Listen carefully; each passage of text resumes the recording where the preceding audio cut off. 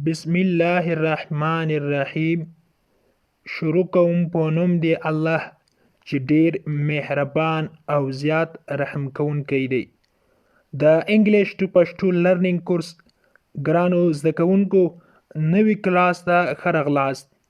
په دغه کلاس کې به زه تاسو ته د انګلیسي ژبې بیسیک ورډز وړاندې کوم چې ډیر زیات مهم دي.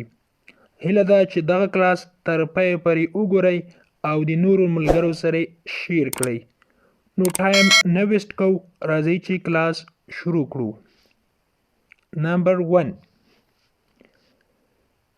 ګلټي. ګلټي مجرم.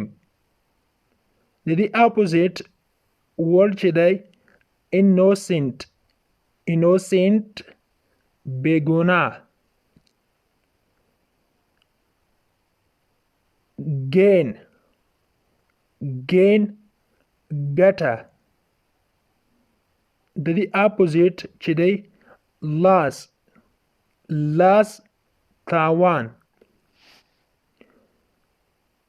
بل لغات چې دی fierce. fierce وحشي منافق. gently. gently شریف پاک نفسه. confess. confess اقرار کول، اعتراف کول. deny. deny انکار کول یا نه منل. cold. cold یخ یا سوړ. warm. warm ګرم. cruel. cruel ظالم. څوک چې ظلم کوي هغه ته cruel ویل کیږي. cruel ظالم. merciful.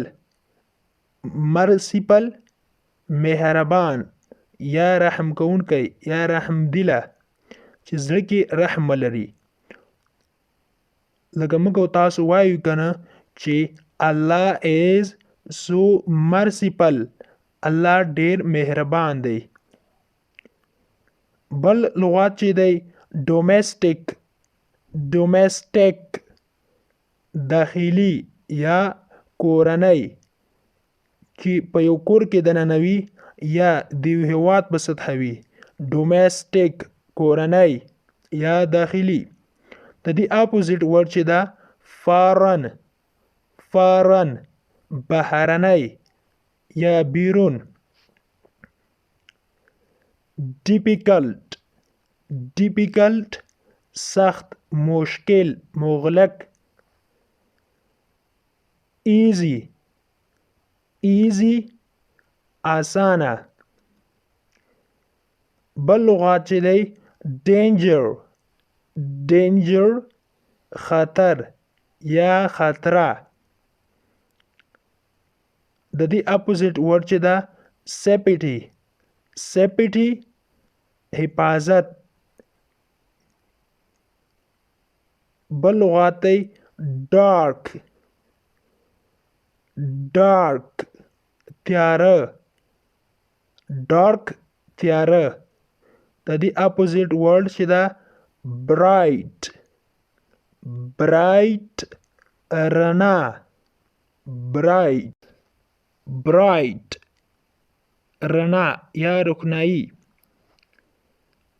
ډیت. ډیت مرګ. د اپوزیټ چې دی برت. برت پیدایش. ارلی. ارلی وختي.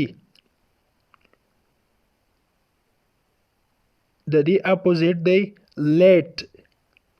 لیټ ناوخته. موږ وایو چې ناوخته مه راځه. ډونټ کم لیټ ناوخته مه راځه. آرن. آرن ګټل. د دې اپوزیټ دی spend spend مصرفول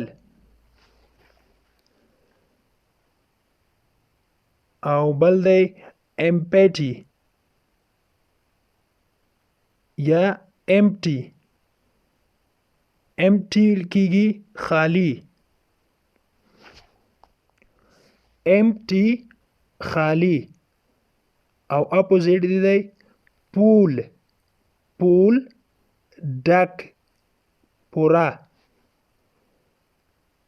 enjoy enjoy خوند اخیستل یا مزې کول suffer suffer تکلیفونه ګالل تکلیفونه برداشت کول او بل دی freedom freedom freedom ازادي لکه موږ وایو چې پښتو ژبه کې چې موږ ازادي غواړو we want freedom موږ ازادي غواړو slavery slavery غلامي slavery غلامي